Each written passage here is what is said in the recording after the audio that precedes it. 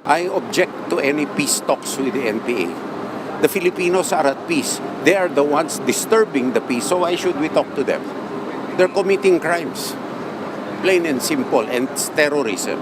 Plain and simple. Ito ang matapang na pahayag ni Defense Secretary Gilberto Teodoro Jr. sa mga panawagang muling buksan ang usapin sa peace talks sa pagitan ng pamahalaan at New People's Army.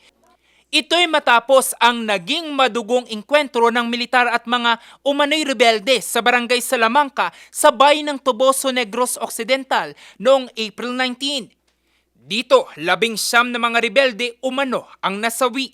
Git niya, ang operasyon sa Toboso ay bunga ng mga report mula sa mga residente. At ito, bunga ng report ng community.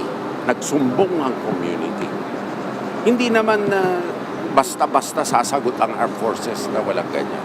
Pero yung noise na ginagawa ng iba, lalo na yung entitlement ng iba, na kunwari cause-oriented o progresibo, na wala naman doon, na magdedepensa sa nag-aalsa armas sa gobyerno, hindi tama ito. Lalong-lalo na sa harapan ng mga sundalo na nagsasakripisyo ng buhay araw-araw. Ang pahayag ng kalihim, pinalagan ng Amnesty International Philippines. Nakakalungkot yun, nakakabahala kasi kung hindi peace talk, so what? Now what? No?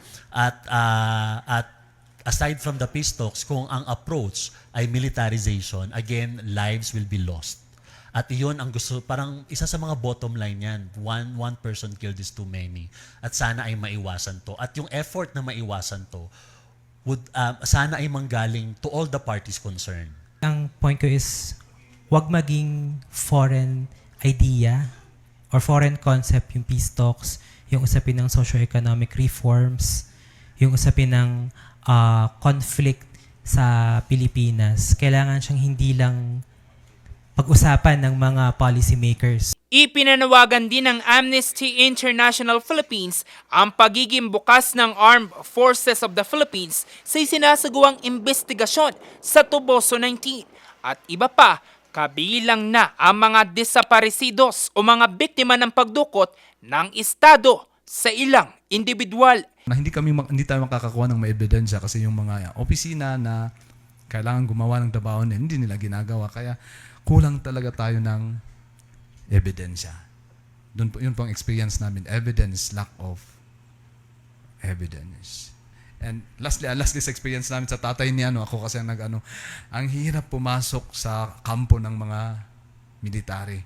Kasi isa sa element ng enforced ay makita namin at i-deny nila na wala talaga sa kanila. Kaya titingnan namin kung wala sa kampo, mahirap makapasok. So hindi namin ma-prove yung isang element ng enforced disappearance. We are happy that they have immediately launched the investigation, but at the same time, we also want to remind them na nagbabantay po kami at naghihintay doon sa resulta ng investigation. Sinimulan na ng Commission on Human Rights ang investigasyon sa insidente. Sa ngayon, patuloy na naglilibot ang Amnesty International Philippines sa iba't ibang bahagi ng bansa para ipresenta ang estado ng karapatang pantao sa mundo, sa bansa, at mga rekomendasyon para maresolba ito.